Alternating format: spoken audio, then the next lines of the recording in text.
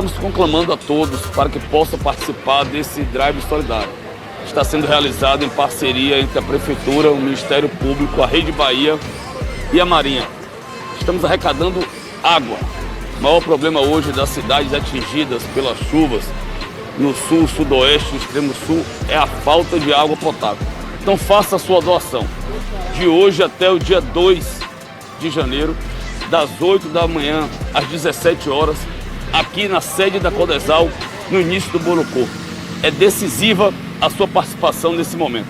Que tenham fé, força e esperança que o pior momento vai passar e que as autoridades, tanto federais como estaduais, e que a sensibilização, a união da sociedade, de todas as pessoas vão ser capazes de dar respostas e de ajudar vocês que estão precisando nesse momento.